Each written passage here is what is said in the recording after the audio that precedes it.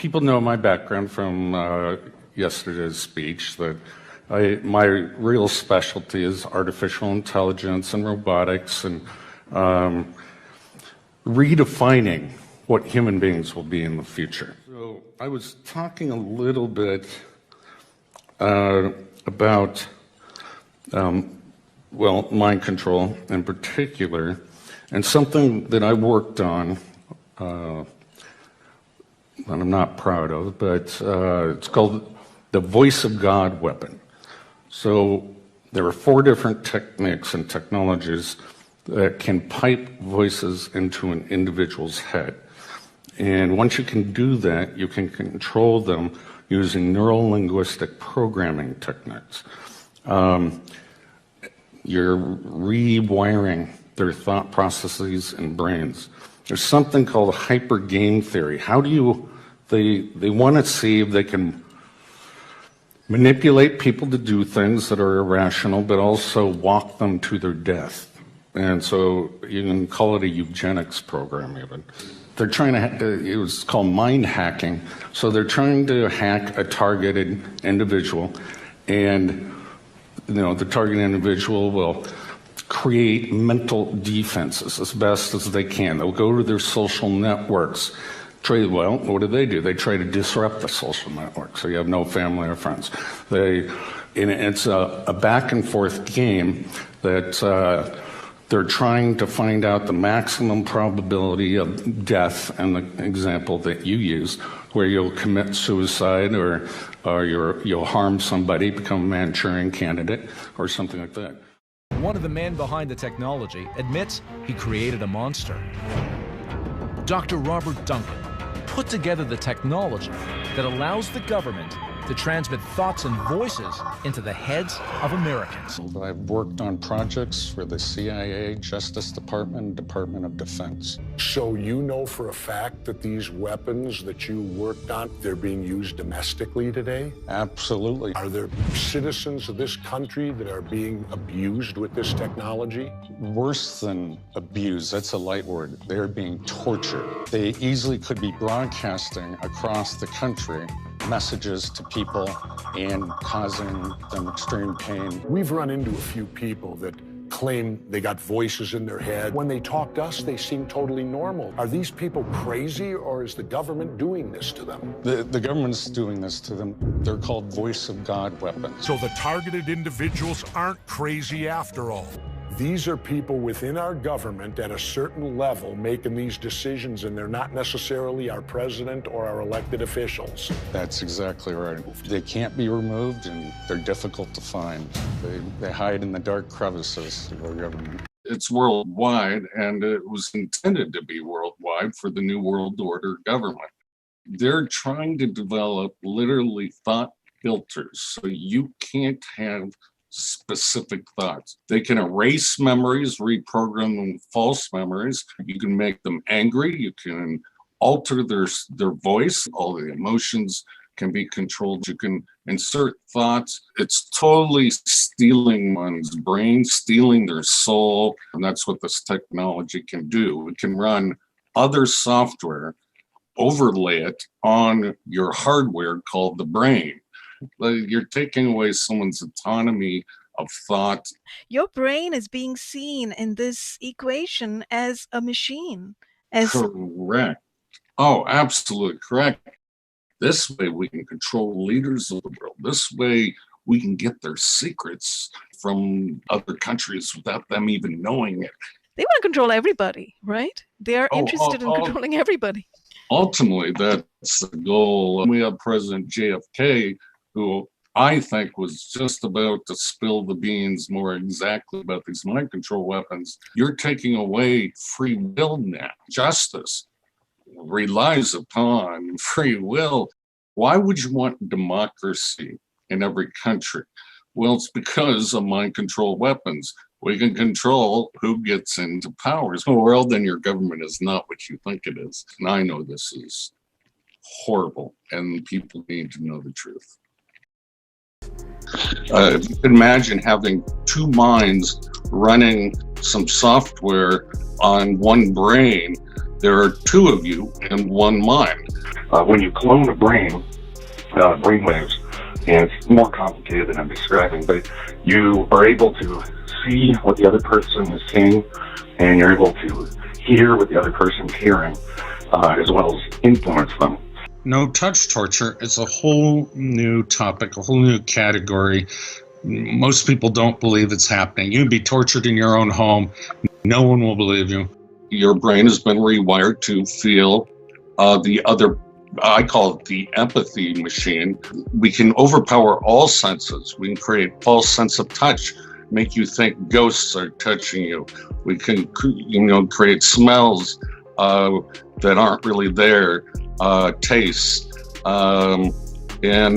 So you can imagine all the trickery that we're capable of doing, from hauntings to being beamed up by aliens, being anal probed. So unfortunately, it gets into very dark topics of trauma-based conditioning we do remotely, rape, torture, etc. The brain doesn't distinguish between these signals. And so at the comfort of your own home, it's as if they brought you into a lab for alien dissection and whatnot. This isn't real. What is real? How do you define real?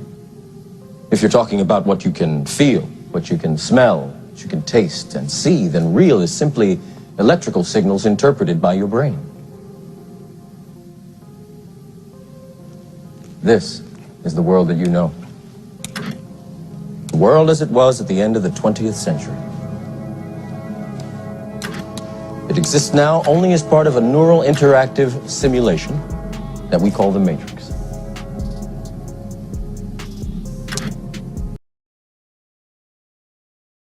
The Human Gene Project. Well, now it's the Human Mind Project, the Global Brain Project.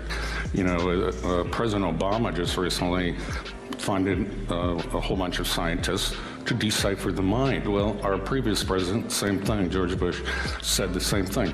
They're trying to decipher every possible thought and uniqueness due to culture and language and whatnot. Dr. Robert Duncan, a man who holds multiple degrees from Harvard and other universities in computer science and artificial intelligence. He has extensive knowledge into the world of information and psychological warfare tactics and technologies. Dr. Duncan, welcome to the show. Thank you, Alex. Thank you for having me. And it is quite a pleasure to speak on one of the few free remaining information streams on the internet. As Thomas Jefferson warned us, the price of freedom is eternal vigilance. Well, of course, what we're going to be talking about tonight is a very complicated issue and, of course, requires hours and hours and hours of investigation to even understand the surface level of the information that we're going to talk about. But just to start this off, can you give us a brief overview of both your research, the projects you've been a part of, and your education before you begin to research mind control technology? Sure. All my life, I've tried to integrate machines with humans, from bionics to robotics. And my investigation, as of late, involved virtual reality for telemedicine and telerobotics for the Army. So in order for doctors not to be put in the line of fire, they would send out a truck, and the doctor could perform robotic surgery on the patients. Enhanced reality heads-up displays using NASA's heads-up display goggles and haptic feedback gloves, which means force feedback. You can manipulate a virtual world. And this research led me throughout time to take the next step. How do you create a virtual reality through direct neural inductions? And that means inducing neural signals from the outside world, very much like the movie The Matrix, except without a plug-in wire. So this investigation about 2.5 years ago led to the topic of mind control. And you very quickly realize this technology has existed for almost 3 decades. How much of this includes the use of brain chips? Very little. Brain chips were used in many investigations, both in the Army and other military groups, but the current technology requires no brain implants whatsoever. There is. Go ahead. There was a lot of research done on monkeys back in the 90s with Duke University, where they could get monkeys to manipulate robotic arms, play video games, and these used implants, electrodes in the brain. But that's obviously not very practical and is not the ultimate goal of mind control.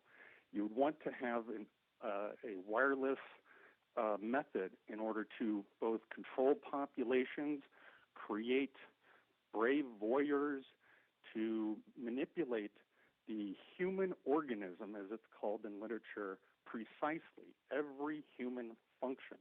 And a colonel quoted back in the 70s bragged that he could control every human function at 450 megahertz. So that is the objective of mind control. It goes under many names. From the Eastern Bloc countries, call it biocommunication technology, bioamplification, psychotronic generators creating sociopaths that go on murderous rampages, hopefully for some sort of military target, bioelectromagnetic warfare, wireless cybernetics, and the list goes on for another 3 pages. Now, you just mentioned that there were no brain chips required in creating someone to fulfill a task or influencing someone to feel a certain way. You're saying it does not require a brain chip. This is done through other means. How long have you known about this, and when did you start to investigate this? Like I said, about 2.5 years ago, I became aware that there were technologies that are being used on the population that I didn't know about. And I'm a technophile. I love technologies. I love being on the cutting edge. And so, of course, my interest quickly took me to this wireless cybernetics or mind control technology that initially came out of the CIA.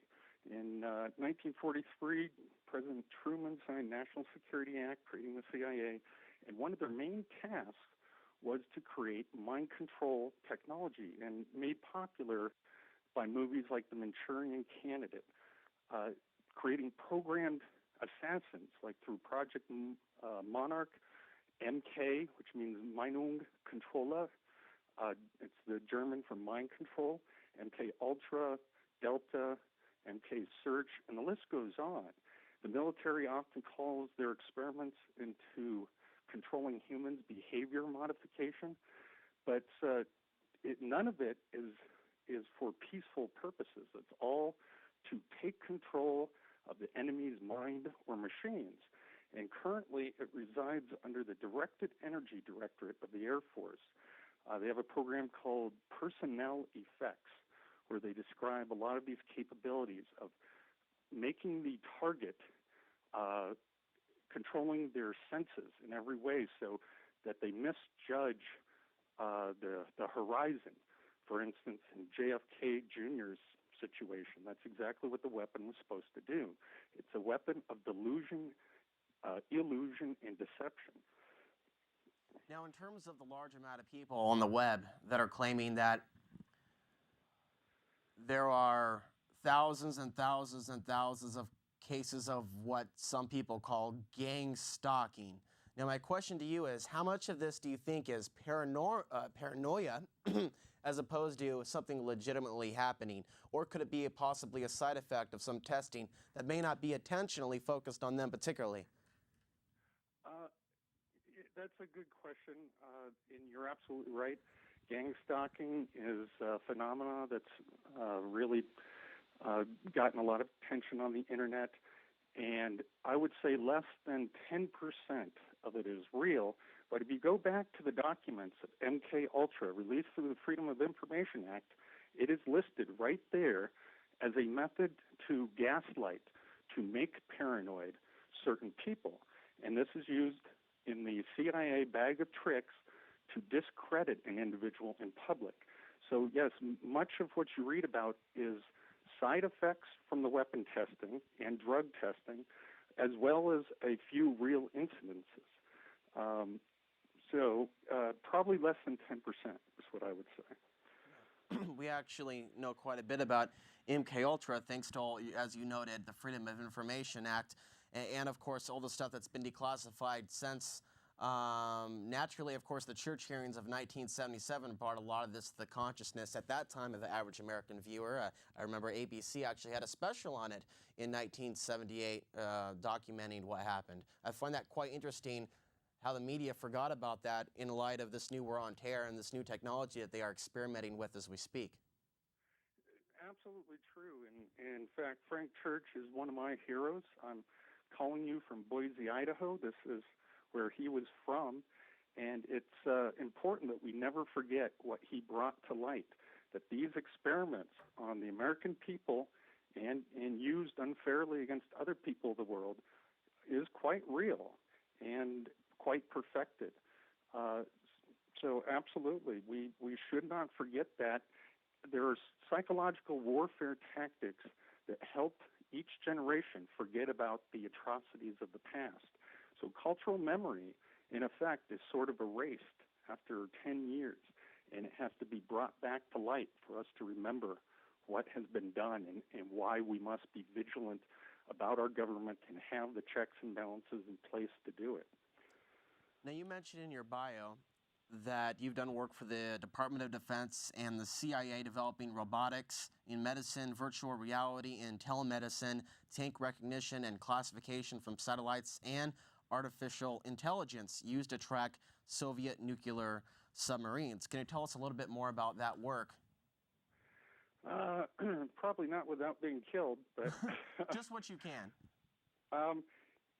Everything has a signature, and so classification is the very essence of all artificial intelligence. It's even what the human brain does.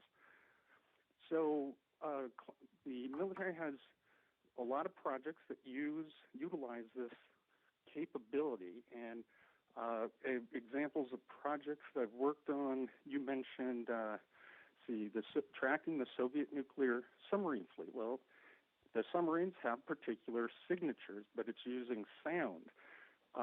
Satellites can give us images in the visual spectrum where we recognize tanks, for example. Well, humans, to bring this back to the topic, have their own unique resonance signatures based on their body mass and composition, as well as brain print signatures, which is a newer technology used today for lie detection.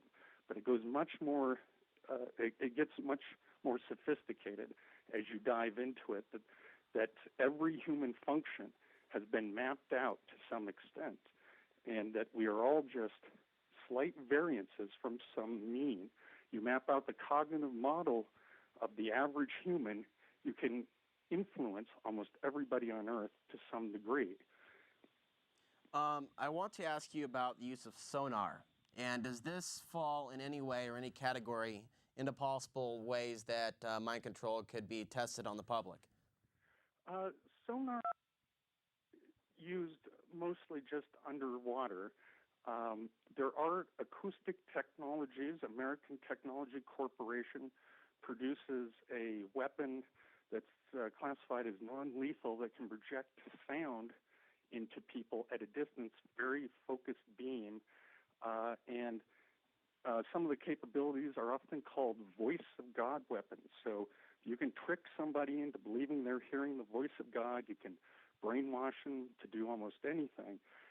There's the Sony Corporation has 4 patents in the patent office for direct neural stimulation for gaming applications that utilize ultrasonics, which causes a mechanical deformation in the ion channels of neurons. And you can time it just right, you induce a signal or a virtual reality experience There's another company, Japanese Telecom, that has a pair of headphones that actually induces a small electric current into the inner ear, and with a joystick, you can control somebody's movement due to balance. So there are a lot of applications that are already coming out in the civilian world that are about 30 years behind the military technology. And now the information is coming out. The things that we thought were theories 10 years ago are now things that they brag about on Defense Tech and other related publications. The reason I brought up sonar is because I do understand that, there are certain similarities that humans have with other mammals. And in terms of whales and dolphins, we've seen a large number of them washed up upon the shore in Texas recently from the use of sonar. And I just wonder sometimes if there's any way that humans could also be affected by the same technology that clearly is affecting other members of the mammalian kingdom. I was asked the same question on Coast to Coast, and I did some humpback whale research in Alaska about 15 years ago, and there's no doubt that sonar can drive whales to beach themselves. Some Navy experiments involve using magnetic fields on sharks and strapping torpedoes on them to steer them to their targets. Similar experiments have been done on dolphins. And absolutely, we're all related to other creatures on this earth through the evolutionary chain, and we can be controlled in similar fashion. Now, I want to get back, and thanks for explaining that, but what you were just about to explain before that was also important. I think we should move into the directed energy weapons. We have some slides ready on the screen, and I want to talk a little bit about what you were talking about. That is the implanting of a thought, a feeling, an emotion, some sort of reaction. What we do know and what we can stand by in terms of evidence and facts is that the technology does exist, the electromagnetic weapons to create a feeling of heat within the human body, entirely paralyze an entire crowd. They call them the paralyzing spotlights. There are also the sonic weapons that you talked about as well, the sound weapons, which they had at the RNC in 2004. There are so many of these different forms of technology that relate back to directed energy weapons. How exactly does this work in terms of technology interfacing with the human mind? On a gross scale, you can affect people's behaviors. And back in 1976, on the 200th anniversary of this country, the Russians started beaming a very powerful psychotronic signal over the population. And the Army intelligence came forward and said, we aren't really sure what this is about, but it looks like they're trying to lull the population into a hypnotic state, relax them. This weapon can be used to affect entire populations. There's a famous town called Taos, New Mexico, that was attacked by this weapon system. People got dizzy, they heard a buzzing in their ears, and some got nosebleeds. So over a population, you can control and try to conform their thought processes. This, of course, could be abused and is abused by manipulating elections or the general sentiment of the crowd. Now, a colonel from the Danish Air Force working with the U.S.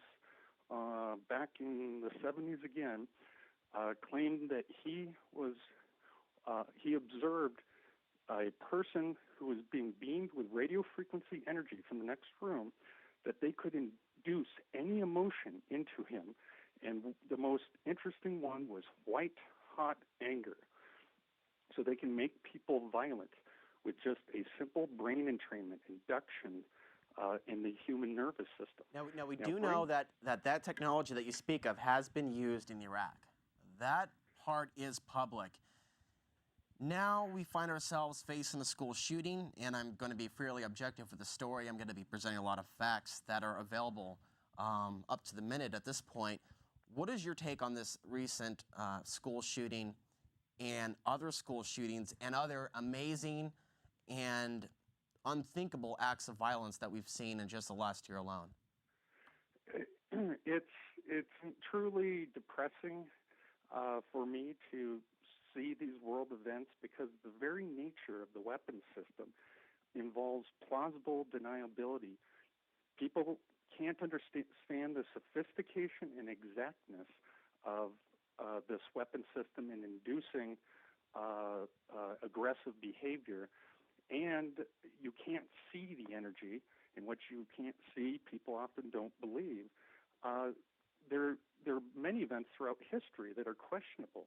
This technology is so precise that it could have been used to make JFK Jr. crash his plane and misjudge the horizon. It could have been made, it could have caused the driver of Princess Di to crash into the median. It truly has this power, and there's no way for the public to ever know if these were natural accidents or natural psychotics going crazy. It's just that there have been so many examples that totally fit the profile of school massacres, for example, and that it can be used to induce white-hot anger and assassinations. One of the more famous scripts the CIA uses is the love addiction, the obsessive love addiction. Now, they use that for the the John Lennon assassination. The one, John Hinckley, for example, also had this obsessed delusion. And this is, again, scripted, coming directly out of CIA documents, that these are the discrediting tactics for programmed assassins that they've been working on, such as Project Monarch and the newer, still classified project codename Snow White. So absolutely, school massacres can be induced using this weapon. And what would the reason be? Well, it's to take away the weapons that can overthrow a tyrannous government, taking away rights slowly. So the public reacts and the press reacts with, we must take away guns from people. And so it seems to fit this sort of so-called New World Order strategy quite nicely. I remember reading last week when the United Kingdom Ministry of Defense released a 90-page report where they prophesized, I would say, the year 2035 and the kind of weaponry that will be used and for what reasons at that time. One of the things that was mentioned was the use of electromagnetic weapons, not so much for mind control, but for taking out an entire city's electrical grid. That includes satellites, communication devices, cell phones, televisions, telephones, etc., etc. I find that to be quite amazing. Yes, they're often called E-bombs, electronic warfare bombs. And while on a sort of electronic mass destruction weapon that is interesting, can be done. Because I would think if I was going to invade a country, and if I was one of these sick bastards in control right now of the nuclear warheads, that's what I would drop first, an electromagnetic weapon, and then move in. Absolutely, and disabling communications can cause panic, as well as all the weapon systems are pretty much disabled since everything runs on electricity. So to keep this simple though, Robert, before we're done, we're talking about a technology that works both ways, scanning minds and, of course, implanting a thought. I guess you would say it's similar to a set of headphones that you can both hear the acoustic sound and, of course, use them as a double application as a microphone. Oh, absolutely. In fact, the only way that the technology really works effectively is the bidirectional communication. So it involves the most invasive form of privacy as well as control. And, every single right that the Constitution affords us and the Bill of Rights is taken away with this technology. This is why it's being kept more secret than the Manhattan Project, is that people would get very scared that their country has been overthrown if they knew this technology existed. That's a good point. A lot of people wonder if there was something alternative to know about 9/11, that more people would have talked about it. Tell me a little bit about the Manhattan Project and how many people were involved in keeping that secret. Oh, Oppenheimer was the most famous scientist that was working on it at the time. A lot of people give credit to Einstein for originally bringing over some of the theories about energy and matter conversion. but they were able to keep the development of this weapon secret for many years. And of course, as with all technology, the military gets it first for all the bad uses they can use it for, and then eventually it gets transferred to the civilian scientists and population for all the good uses. So you give the militants fire, they will burn down villages. You give it to the civilian population, they will cook food, kill bacteria, and keep warm with it. And that's just the way the technology evolution works in our system. I want to thank you very much for coming on the program and providing us with the information that you could in the short span of time. I know I learned a little bit more, and I hope others did as well. For more people that want to learn more, where should they go? They can go to a couple websites. Hopefully you'll post a couple links on yours.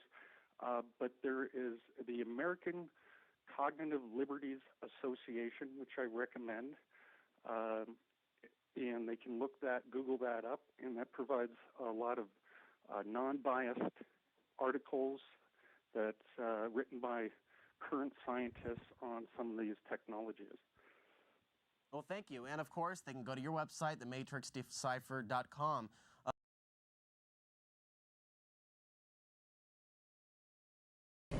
You're live. Hello, my name is Tyrone Alexander Dew. I am the author of Satellite Directed Energy Weaponry Terrorism, Illuminati Got Me. It covers 30 years of my life of being a victim of satellite directed energy weaponry terrorism, the same crime that these young men tried to explain before the horrific end of their life. I don't know if you remember Aaron Alexis, September 16, 2013. He went to the Naval Yard where he worked at, and he murdered 12 people. After that, there was Myron May, a young successful trial attorney for the district attorney in New Mexico. He quit his job abruptly, went to Florida where he grew up at, went to Florida State where I believe he attended college, and shot 3 people. His suicide note mirrors the experiences that I wrote about. Today, there's only one guy in our lives that could actually explain what's going on with us, and his name is ex-CIA engineer, Dr. Robert Duncan. Can you please tell the people what we're complaining of? Yes, I've worked on a lot of these technologies, and I have a non-disclosure agreement with the government, which I absolutely respect. I work for the on projects for the Department of Defense, CIA, Justice Department, on such things as writing the artificial intelligence code to triangulate on nuclear submarines, inner city gunshot fire, the EEG control of robots, and the list goes on. But my recent research and my interest has been in 1,000 interviews that I have done to expose some crimes against humanity.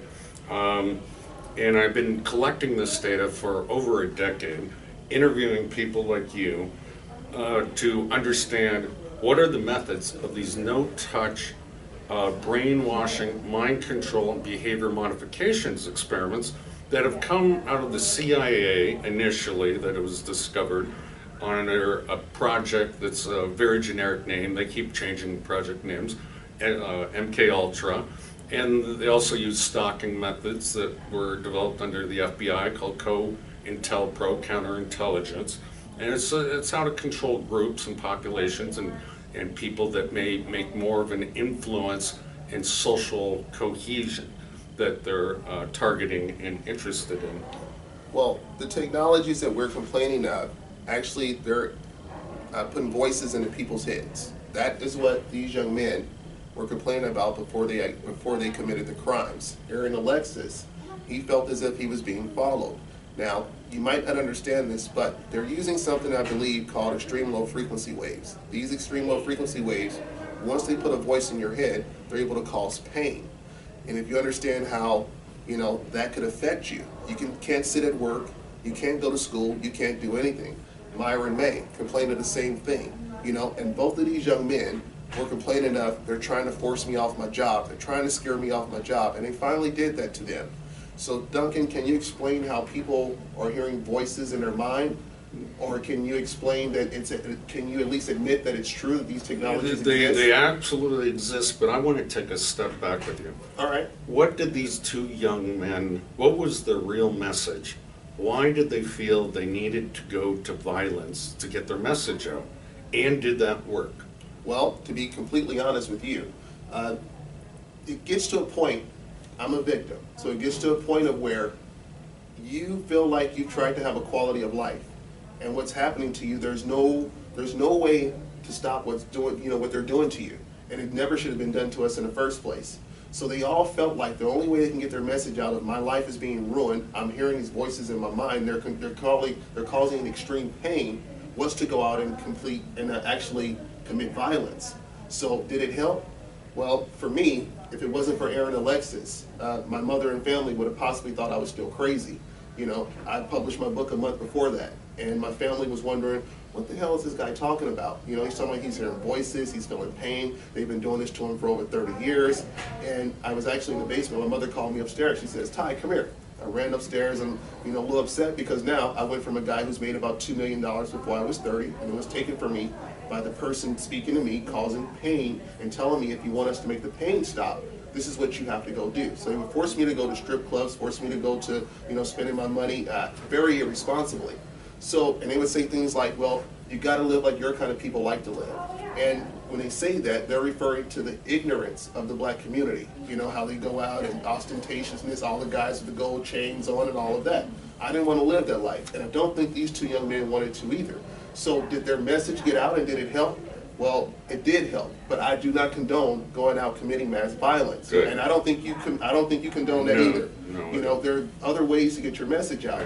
But Aaron Alexis, he worked IT. He was intelligent. Myron May, successful trial attorney. I mean, we work our entire lives. Most of us come from the projects, or we come from some poor neighborhood, and now we are a project, and there's no relief from it, Aaron Alexis, he was told to go take all these different kind of pills, I believe, trazodone, whatever it was, and Myron May also. And these pills did not help these young men. And if you're a sane person, and you're taking prescription meds, what's next? And it's not helping. The way that we know that we're targeted individuals is that the person speaking to us makes sure that we understand they're in complete control. That's right. That's called neuro-linguistic programming, and it's an entire field in the Army, and we use it in propaganda. But using this, what's often called voice-to-skull technology, literally piping subliminal messages and overt messages to the target that no one else can hear, you can alter behavior. Well, that's why commercials work. I mean, you're altering behavior based on the programming of television and radio, and you can do that with human beings. And so they were programmed. There's no doubt in my mind that they were true, what are called targeted individuals.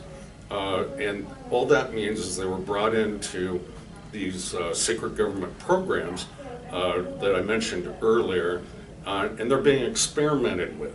Now, maybe there is an end goal here, and we can only hypothesize about that more terror and more violence there is in our society, perhaps then they can get the population to take away gun rights. We don't know what their true end goal is here, but we can only speculate. Yeah, you're absolutely right. With the, I was putting out a lot of tweets after the Aaron Alexis. I said, the government has turned this into a debate about gun violence and mental illness, when the true debate should be about cybersecurity. Because all of these technologies are done remotely. Am I correct? This is all this all be done remotely? This is all done remotely now. They used to have to put you in a laboratory. Then they would run the electroshock, give you drugs, use hypnosis, and then they could create split personalities and create Manchurian candidates. Now it can all be done remotely in the privacy of your own home. In fact, they prefer isolation. Sheesh. So you mean like when a lot of this can be did while we're sleeping, a lot of this programming, for those hours of sleep, those hours of just being at home, and these young men, you don't have to have a chip implanted in you? You do not.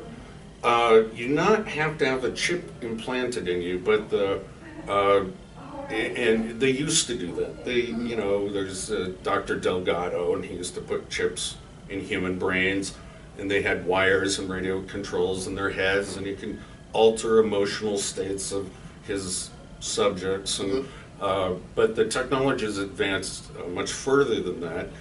There are theories that that a sensitizer needs to be put into the individual, make them more electromagnetically sensitive under certain frequencies in order to modulate the brain, to pipe in the new information. And that gets to your other question, well, how do you transmit speech into a human being? And I can talk freely about 3 techniques. There's bone conductance. And that's, people might experience this by biting down on a spoon and flicking it. They can hear it in their head, this loud, the vibrations. The vibrations that goes into the inner ear. There's one called EG heterodyning, and I'm going to skip that one. There's one called ultrasonic heterodyning, and that is using ultrasonic sound waves and interfering them in a modulated low frequency state that the human brain can understand, and that's very directional and targeted. They often call it the audio spotlight. There's another name for it. There's the microwave hearing effect, or radar hearing effect, that was discovered by a couple radar engineers. If they stood in front of the radar dish, they could hear a buzzing, a tinnitus. And quite interestingly, is a lot of TIs hear that tinnitus. And that, arguably uses what's called a heating effect, and it expands the brain ever so slightly, vibrates it, which goes to the inner ear. The EEG cloning and heterodyning is much more complicated, so let's wait on describing. Yeah, I understand that. Please don't complicate or the audience. Don't confuse them. What I really want to know about is the ability to control emotions. So it's very interesting. We think we're so unique as human beings, but we have an emotional signal cluster. Now, in universities, you can see this research being done, and you can imagine, the military and other agencies have probably about a 30 to 50 year advantage than what the public will know about. And you can research this, that certain parts of the brain light up under certain emotional states, and you can also inject those same signals into other human beings. So let me give you an example from the 1970s. An Army colonel, intelligence officer, stated that the Russians were broadcasting a psychotronic signal in the microwave frequency to the US. And so we started doing the same to them. And the final conclusion is they were trying to placate, to relax our population so we don't go to war. They thought we were the aggressors, and that's a quote from him. And so you can do it over a population. We know that. It's like putting Prozac in the water supply to calm the population, and so they don't protest, they don't care. But you can also do it to individuals, and very specifically. You can clone emotions onto them outside of the lab, and it's part of this remote technology. Really? Yeah. That's something I experienced myself, and it really got to the point of where I wasn't sure if it was, I knew it wasn't me, because they were cloning the anger, the sadness, the happiness, and everything, and I was going, these are my emotions, I'm perfectly fine before I'm inflicted with these vibrations that I feel. And so, Good. Sorry. So when they're cloning your emotion, you really have to be careful to figure out, is it your emotions that you're feeling, or is it something that's being inflicted on you? One way to tell that you're possibly going to feel vibrations going through your body, which amps up, your natural emotions, or whatever it is that they're doing to you. Well, human beings naturally we're driven by our emotions. So it's the perfect lever in controlling a human being. And so they very much study how injecting different emotions in different situations will alter the behavior of the human being. And they've done this with monkeys. They've done it in a lot of different research that your audience can look up on the internet. That's interesting. Well, you heard it from a guy who knows that it can be did. Now, these young men here, they complain about something that most people will never understand, and I'll try to explain it in my book before their events ever happen. It's called Gangstalking. And from my experience, it's when other people, other humans, are hearing the same person speaking to us through using this microwave technology or whatever, or satellite, whatever it is they're using. And they're told to follow us around and, harass us as if we're doing something wrong. And these people believe that they are, doing something, for the government. They believe that we're terrorists or anything like that, and their job is to follow us around, to harm us. Some of them are even told to murder us. I mean, you might not believe this, but it's true. Aaron Alexis, he complained of being in the airport. He swore, he could have swore up and down that these people were following him, and it's very well possible that they were. Now, he could also have been tricked, because they have something called voice cloning technology, where they can clone a person's voice and play it back to you in your mind using the extreme low frequency wave technology. Myra May complained of the same thing. He complained of having, several police interactions and people following him. Now, I've had issues where in my life that I've known for sure that they've used the police against me, but I can't prove it, Now, their message was lost in the media.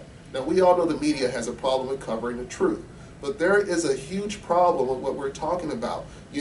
This is not, everyone has lack of knowledge with this. I mean, here's a guy who's actually worked with these technologies. He didn't create them, he didn't develop them, he just helped with the research, and he helped with the research and development of it, I guess.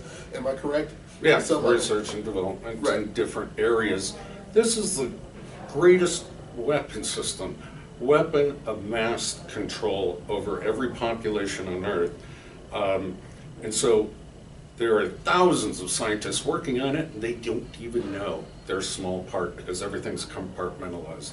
So that's how secretive they keep you guys with NDAs and everything. Hey, you work on this, you work on that. You don't talk to anyone else. There's only a need to know clearance, and but somebody is putting this together and using it on the population. You're right. You're absolutely right. I mean, scientists are like children. We just like developing stuff. We like playing with it.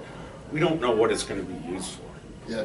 And you're probably scared to ask. Yeah. You're probably told not to ask. Yeah, you're told not to ask. That's right. Well, it's interesting to me that you and I can sit here and have this conversation, and people will still say, I don't believe it. That's kind of like those are the same idiots who will go to a Lamborghini manufacturer and say your cars don't go 200 miles an hour. So you're going to tell a guy who's actually dealt with this technology, or a guy who's created the car. But you have to admit, it is really unbelievable. Yeah.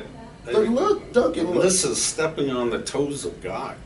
You're not lying, but listen though, these guys, their lives, or the car accident at 200 miles an hour with this technology. My life. They decided, in order to break this news story, they're willing to sacrifice their lives and other people's lives and call them collateral damage, which I do not agree with. But their methods, I don't think, worked because our media is so controlled. The powers that be, the four major news channels and mass media, will not cover this at all. I mean, they're controlled by governments. Yeah, I mean, their whole thing was mental illness, gun control. That's just a way to discredit something that people don't understand. They don't talk about the true motives behind it. They just say, mental illness, too complex for you to know. There are other discrediting words. You can call someone dumb. Don't listen to them. They're just discrediting words. Listen to the information. Actually get the story and do your research, and then you'll find that there is a whole lot of truth that people didn't understand. You've been doing research on targeted individuals after you figured out that, hey, this shit isn't right. And it's totally immoral. What's the oldest or the first targeted individual that you can research going back to? Well, you're one of the oldest. I found some scripts, probably from 1962. 62. But, you know, they can't be verified. I do know in 1976 there were a large number of TIs that came forward. And it seems that every time the military gets a bigger budget, you know, the Department of Defense and the black budgets with the intelligence agencies, the number of TIs that come forward increases. So they're grabbing more projects, improving this weapon system. And the majority, I think, is efficacy testing, improving the weapon system. Now, excuse me, in your experiences, when they began doing this testing on subjects in the advanced population, who are the people that they, first began to target? Well, originally, and there's a long history of CIA and Army and you name it, they would target the black community, those impoverished, those that had no voice in the community, those that can't speak up for themselves. Right, sort of like the Tuskegee experiment, when they actually took all the black people and made them believe that, oh, you're getting free health care, but they pumped syphilis into them. They actually pumped syphilis into them, and many of them died. And presidents later apologized. I can't believe we did that. Well, we're doing the same thing now, but even worse, torture experiments. Euthanized as behavioral modification. Yeah, it's literally stealing someone's soul and future and liberty and happiness, everything. It's interesting you bring up the soul. I believe you wrote a book called Project Soul Catcher. Right here. Oh, yeah, that's it. People wonder, am I religious? What's your background? Well, in my experience is, if you understand anything about the human body, it's pretty much frequency waves firing off from the brain whenever you tell your arm to move, whenever you close your eyes or anything. And it seems to me that this technology has found a way to completely mimic every possible brain wave that the human being can fire off.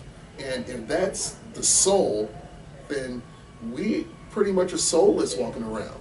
I don't know if that's true. I mean, I don't. Is that? It's a matter of definition. And I've never read your book, by the way. I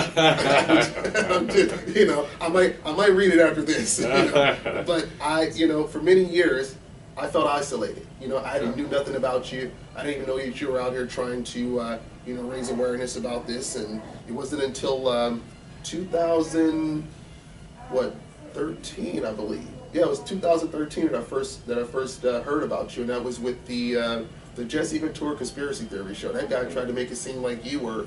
He made me seem like the bad guy. I was behind all of this. I think people could see through that. I worked on portions of the technology, but I am not the mastermind, as he called me, of this great evil. All right. So now, a lot of these targeted individuals, including myself, we complain of pain. Is it possible, I know it's possible, but I just want to know, these frequency waves that are traveling through our body, because we can hear these people. Let's just say these are sound waves. Let's just say they're sound waves. If they cut them up to a certain decibel level, for me, I felt like my brain was being electrocuted. And these guys are complaining the same thing. Is that something that's factual, or is it something that, No. Well, I mean, there's some truth to it, that a lot of these weapon systems that target the human nervous system and the brain can cause brain damage if they're done with too much power. But really what they're doing, on the most part, is just making it feel like they're frying you, making you feel pain.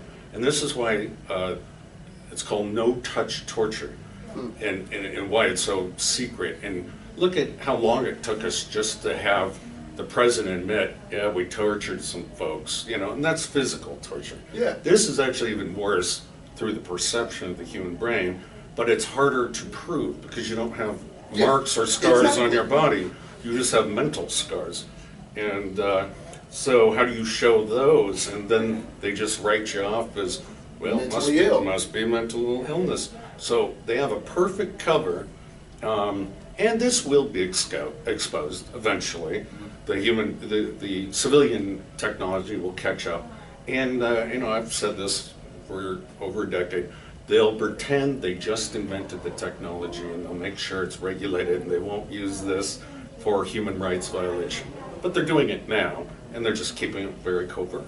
It's a cover story. You know, well, you know, Myron May complained of feeling like he was being burned, and I have felt that before myself. Yeah. And when I did my research, you know, after all this happened to me, you know, and I started writing my book, I started trying to figure out, well, what the hell are they doing to me? You know, I could say what's happening to me, but does it, you know, is there any proof? You know, and when I found out, they had something called ADS. Active Denial System, which works on 95 gigahertz. It's built by Raytheon. The Marines asked for it in the Gulf War, and they were denied. And Secretary of the Air Force, Michael Wynn, said we must test it on our own U.S. citizens so the international population doesn't get angry at us for the long-term effects first before we use it in war.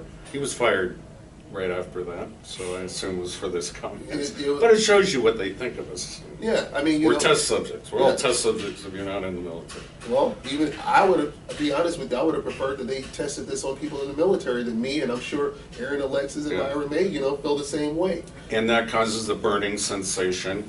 It generally won't cause any permanent damage. It only gets absorbed into the very first layer of the tissue, and it stimulates the receptors that feel a fire, that feel heat. And so, and it works from a kilometer of a mile, a kilometer and a half away. A kilometer and a half? Yeah, it's out of most people's shooting range. Yeah, you the can't best even, sniper, you can't defend yourself. No. And there's no way to get away from this. I mean, we are people who are complaining about things that are happening to us in our own home, while we're at work, while we're out in public. And people who don't believe us because they can't see it, you know? This is all remote technology that we can't get away from, and none of you are safe from it either. For some reason, you guys just aren't being tortured. I'm wondering, what is it going to take for the American people, you know, to finally say, you know what, maybe these guys aren't mentally ill. Maybe this stuff actually exists. I mean, if you look at my book, I actually researched all the patents, you know, and that was something that surprised me. Because I'll tell you what happened. My ex-girlfriend, you know, I came home one day and told her, you know, after $2 million was taken from me, and I went through so much going to jail, and, you know, I told her, I said, and these people, they really messed up my life. And she's going, what people? And I said, you know, it's these Nazis, you know, talking to me using satellite. And she said, have you ever looked this up? I said, this, you know, none of this would be on the internet, you know, because for several years, I thought that I was, you know, I lived isolated because I never wanted to say anything to anyone because there's no proof. Do you know when she looked it up, Duncan, there was all kinds of stories, and not only stories, but there's actually patents for these technologies that date back to the 50s and 60s. So it's kind of like, who are they using these technologies on? You admitted that citizens in your Jesse Ventura, you say that American citizens are being tortured. Who are the citizens that are being tortured? It quite possibly is the people who are complaining. So what would it take for you guys to listen to someone who developed it, well, this brings us to, I think, your concluding point, which is, what do you want Americans to do? Why are we having this interview? Myron May, I just listened to his radio show, his interview before he went on his killing spree, and he said, I want a congressional investigation. I want American media to cover this and look into it. What is your purpose? Well, my whole purpose is just to get the word out that this is happening. So, to alleviate other people's suffering, so they don't get confused with what's happening. I don't want, my whole thing was this, I don't want their families to believe that they were mentally ill. Aaron Alexis' sister is writing a book, and she's fallen into the whole media, he was mentally ill. Your brother was not mentally ill. Myron May, his family thought he was mentally ill. His cousin, I sent him a couple of books and a few bracelets. You know, I designed a satellite electronic harassment awareness bracelet, which is something when I was going through my depression of suicide, it actually got me out of it to really be able to start putting this, you know, putting the word out. If I'm dead, I can't say anything. So for me, it's more so about listen to us. Understand we are not mentally ill. These guys here, successful, very successful. They were more successful than, you know, a lot of people, you know, who didn't go to school, who didn't put forth the effort. No, that's right. I know Myron's story better than I know Alexis' story, and Myron follows these scripts. So the CIA have these torture scripts. They have to walk you down a certain path. And I don't want to get too complex, but it's called hyper game theory. And his script is exactly what I have interviewed 1,000 people for. His is the main one that they use on most people. So I have no regret calling Myron May a true targeted individual put in these government programs. You know, it's interesting. Myron May and Aaron Alexis, they didn't really get to the point of where I was with this particular technology. There's something, Duncan, maybe you could explain this. I have these days where I forget things. You know, it's not that I forget, my memory's being wiped, I believe. Is that possible? Well, yeah, the military's been working on memory erasing drugs for quite some time, and the CIA, the MK Ultra experiments that were exposed, they wanted to create a programmed assassin that could commit a crime, forget it, and pass a polygraph in case they were ever asked about it. So I'm sure they're just doing memory experiments with you. The memory experiment is that possible to be remotely inflicted as well without drugs? Yeah, absolutely. Under the right circumstances. Right. Now, we're not talking every moment of every No. second. Under the right circumstances. It's just certain moments of my day, Yeah. you know, I completely forget. You know, it's like I have no recollection of what happened. Also, there's something called forced speech, man. And it's possibly going to, you know, be the reason why I won't be around anymore. But I have these days of where I can be sitting talking to you, and I feel a few vibrations, and I feel like something, you know, go through me. The next thing you know, I'm saying words that I would never say. I mean, we can have a whole conversation, and it's not even me talking. Well, you know? yeah, and that, you know, you're getting into a very complex topic, but initially that capability was used to screw up the speech of potential politicians. And so they're testing it, they're improving it, but let me ask you, doesn't it feel like Tourette's almost? Yeah. Something that you're saying things that you would never come out of your mouth, and they don't have to be, you know, swear words per se. No. And this is, again, like I said, very complex. Your audio cortex has been mapped, and there are also always piping in subliminal messages into your brain. I mean, you're on the list, you're on the network, the mind network, and so some of that will come out through your own motor cortex, the actions of verbiage. It's a weird sensation. I know it's going to be difficult for you to describe, but it's quite common amongst TIs in a certain portion of the program. The programs can last from 3 months to years, like in your case, many years. Yeah. So you just haven't been taken out of the program yet. They're still experimenting. But this is something that, you know, the whole forced speech, I can't find a patent on it. I don't know, you know, I've never really heard of it. There will not be a patent on this. There won't be a patent on this. But I mean, it's one of those things where I have to deal with the repercussions of what I'm being forced to say. And I'm trying to explain to people that, look, this isn't me saying this, you know, and even after I'm forced to say it, I try to apologize. I know, but it's your body. Yeah, so, you know, you're right. Your body gets the repercussions, whatever those are. That doesn't, you know, with any of you, I ask you this, what is worse? The fact that I'm saying what I'm saying, or the fact that I'm being forced to say it? You know, I don't think anyone would agree that, oh, well, what he said is horrible. I think the more important thing is, why is he saying this? You know, what's forcing him to say these kind of things? I mean, I could be forced to say some of the meanest things. Well, there are things called chatterbots that I worked on that can be integrated into this weapon system that constantly cause the mind to talk to this person or perceived person. It's actually it's a computer, and it'll keep the mind spinning. But that bot, when in the right conditions, can cause you to speak some of its language. And these are not programmed nicely. These are demons. I mean, they're very bad, vocabulary. that's going to be cloned into your head and into your mouth. So you and I having a conversation, this has happened to me before. It gets to the point of where I'm repeating what I'm hearing. Yeah.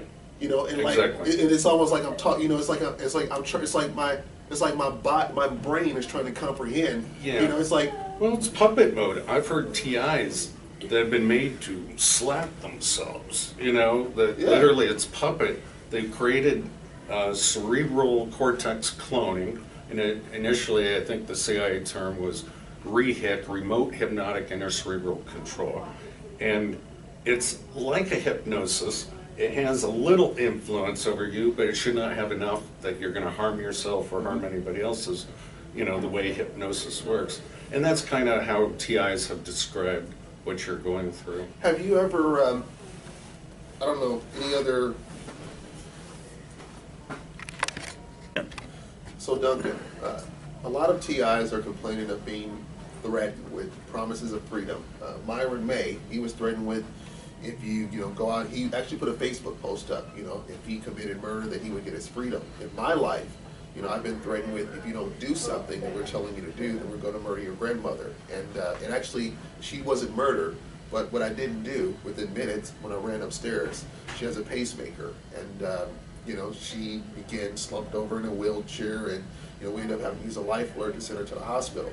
So that took away all the idle threats. So I became completely, pretty much like whoever the hell is talking to me, I'm like their slave, It's like, you're threatening my family, you're showing me that you can do that. And that was outlawed by U.S. protocol, even in the torture documents that were released under Obama.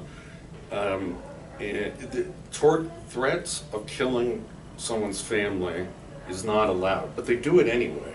And it's a common tactic in torture and for behavior manipulation and interrogation. You don't tell us what we want to know, we're going to kill you and your family and do this to them.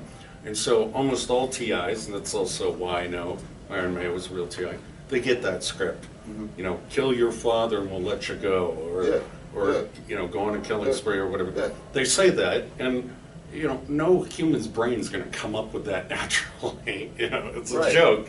And this is just classic torture. So what he complained of, and what I wrote about and complained about, it's something that's just in the script of once you become a CIA or FBI, this is how you're trained to manipulate the individual. Yeah. These are scripts, and that's how they're trained. They go through them. I've listed quite a few of them in my book, Project Soulcatcher, but I'm coming out with what's called a no-touch torture document that parallels all these tortures that TIs go through, exactly follows the torture methods that have already been disclosed in the Senate Intelligence Committee summary of CIA torture methods. Now, with your knowledge of all of these different technologies, microwave technologies, are they capable of causing heart attacks that you know of? Yes, they are, and this was actually written about in the 1970s, supposedly by Russians that were ahead of us in this technology, but that's just how they get their budgets. We're ahead of them. That there is a way to cause such stress to the cardiovascular system, a runaway spooking, if you will, using these terror tactics, and that's what it is, it's domestic terrorism, to stress the heart enough that it can collapse if there's a wound, or to cause a stroke. So they call it a remote heart attack. A remote heart attack. Yeah. Using remote technology. I mean, that's, I'm laughing now, but it's a very scary reality for those of us who are targeted individuals. Also, I've had times, and maybe you can explain this, I don't know if you can or not, but I have images that are, in my book I wrote about how when I was a kid, they would tell me, they would show me images, and they would say, well, go show it to me on television, what we just showed you, and I would literally go flip through the channels and find the cartoon that they had just, the person speaking to me had just put in my head. I mean, is that possible that they can turn my brain into a television? Only if they're watching it at the same time. Usually what they do is they pipe in very scary mental images. So in physical torture, they'll use barking, growling dogs or insects, putting them on the person, things like that. With the no-touch torture, they usually use more mythological creatures like demons and such, and pipe those into the person's head, and they're being visually cloned to some extent. So under, usually darker lighting, the person's what's called the visual workspace in the human mind will see this image and have some sort of reaction to it. So they're usually scary images. And they can do the same thing, while you're asleep with dreams. Pretty much create your whole dream routine. Dream manipulation. Again, people won't believe this technology is actually here. And there's so many awesome uses for this technology for good. I mean, imagine your partner, your life partner, you can share a dream with them and you're both in it. I mean, it's just awesome. But right now it's just being used for evil, and it's part of the manipulations. American Indians always thought their dreams were from God, and so it's a way to manipulate a person and reprogram them even in their most vulnerable state, which is sleep. And these weapons, they're calling them the voice of God. These are God weapons of God, pretty much. Well, because they can mimic all what humans believe God can do. Exactly. And so 95% of the world is God-fearing, and so they call them voice of God weapons because you can say, "Lay down your weapons. This is Allah speaking to you." And people, They've actually did that, didn't they? And there's a storm, I believe I read somewhere. I can't confirm or deny that. That's maybe the NDA, folks. I don't know, but I respect it either way. But the earlier, we were talking about how they make you feel emotions. If you research, they did it to Wall Street protesters. So if you guys do any research to figure out, has this technology been used against American people, other than just myself talking about it, the Aaron Alexis or the Myron May, you can quite possibly find out that yes, this exists. How many people would you think are targeted individuals? I get asked that question a lot, and all I can do is a minimum 10,000 worldwide, 2,000 in the United States. And you have to imagine, they can only collect so much data doing this, and the Pentagon had a paper that we can falsely imprison and abuse 1.6% of any population without a successful revolution. So it may be as high as 1.6% of any population. So there's a huge margin of error. The only people that come forward are those who know how to use the internet, make phone calls, and so I know I'm underestimating, but right now 10,000 is that's worldwide. Worldwide, 2,000 yes. Barry Trower. If you guys do any research about this, you might find Barry Trower. He's a British Naval Intelligence agent over in London. He actually admitted that citizens would be brought into this particular program. They would be made to seem like they were mentally ill.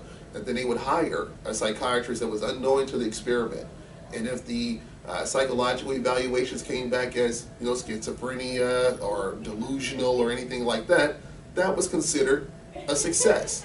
And the test subject would be locked up. The people who are doing this didn't even care. Well, that's right. So I mean, this type of technology and this form of torture has existed for several years.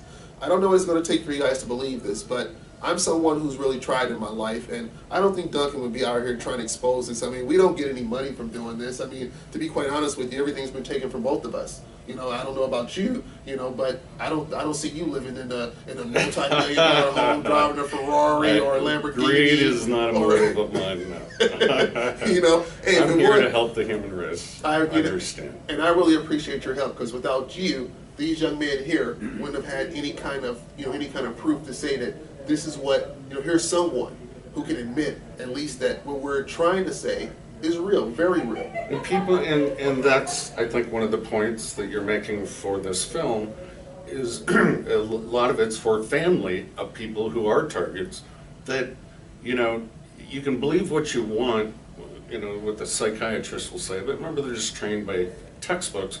There's no real science behind it, that industry. There's no blood draw that you can get that will prove mental illness.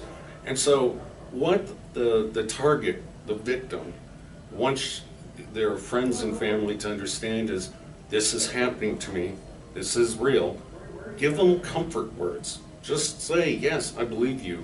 I'm sorry, I don't know what to do for you. But this, I do believe you, this is happening.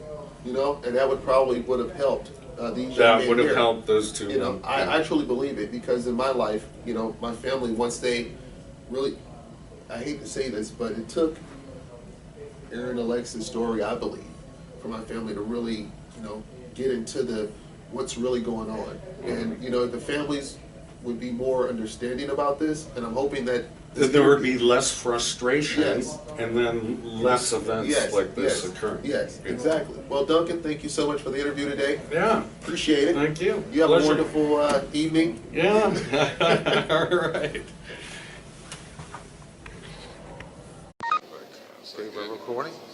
Well, we have Dr. Robert Duncan here, and he's in the theatre on the, there's the theatre. Isn't that great? Isn't that great? And that's spelled the correct way, by the way, with the ER. Yeah, with the So, what are you doing, and how are you? I'm doing great. Thank you for inviting me to this conference, Miles. Well, the last time we met was at the Super Soldier Summit in Henderson. That's right. A couple of 3 years ago. 2 or 3. 2 or 3 years, yeah. And that was all about super soldiers, and there's some other characters here, like Sarah Adams and Max are here. Yeah. Of course, I was so important being from Northern Ireland, I opened the show. You did. I mean, there was some guy the night before, like the governor of Nevada or something. Yeah. Well, he was there. Yes, I remember. But to be honest, your stuff is fascinating, and what do we have to offer here? Well, I'll be speaking about human augmentation and cyborg technology in this first presentation. And then tomorrow night I will be speaking about cybernetics, connecting minds. It can be rats to monkeys to humans, it doesn't matter what brains they are. And I will be giving a warning to the human race at the end of the presentation. Are you talking about assimilation here? Well, it is kind of assimilation. It's a global brain project, but I'm also going to talk about something, Project Bluebeam. Ah. You've heard of it. No, I've heard about that a long time ago, but there's a lot of stuff about it which isn't quite right. Now, my version of it is it's a direct thing in the mind where you think you're actually somewhere that you're not. It's individually transmitted to you, and you think you're actually having this particular thing, like an experience or induction. Absolutely. Right. But it's part of the New World Order agenda to make people believe they are being abducted, and so they will give up their free will and ask a government, a world government, to fight against this, whatever it is. Now, this is very important, because the whole point of the Barry King's thing way back 20 years ago was the construction of fake aliens in bases in Berkshire. That's right. And this is really it's part of it, and these technologies are now coming about, and this can be done, and it's just a matter of time. And supposedly the leak came from NASA, but I do know they are working on these artificial projects. I'm also going to talk about holography in the sky that the military can do. Which isn't actually holograph. It isn't a hologram in the sense that the technical... No, you're right. Yeah. It's a different technology, but it still creates three-dimensional shapes and orbs and saucers and stuff like that. But it's beams that intersect, that excite the air molecules to radiate light. And so you can't see the beams, but where they intersect, you can create all sorts of... Is that a scalar thing? Or? No, it's not scalar. They're using it now in Japan to create a three-dimensional television. And you can touch the holograms, too. You literally, and it feels like this is about as close to the holodeck as we're going to. Yes, we're getting closer and closer. Which is, of course, not holographic. What is the actual technology? Interferometry would probably be the best word for it. Yeah, it's not quite holography in the sense of a screen that you see a three-dimensional image. This is truly three-dimensional. 4D, really? You can walk around it? You could walk around it, absolutely. Yeah, and you can touch it, and it can sense when you touch it. So it's pretty neat. So technology. It's got reverse sensing. It's got a feeling that you can send it back. Yeah. So it can tell when you touch it, and you feel when you touch it, it's like a little electric shock. And really, it's just down to resolution. Yeah, So and so right now it's a small resolution, but the military obviously scales everything much larger. And they use femtometer lasers to do it. Femto? Femto is 1 × 10⁻15. Wow. Very short time frames to shoot these lasers. That's small. Very small. That's a lot of 50. You need, oh my God. So you need a lot of power in a very small time frame. Which means you've got access to super generational power system to do it. Not quite a diesel generator. It's going no, it's not a diesel generator, but it'd be something else. Yeah, it'd be something else. So they must have access to supremely high levels of power. Yes, absolutely. Conveniently, without creating a big signature somewhere. Yes, yes. Or dimming the lights in Honey Street. No, nothing that extreme. No.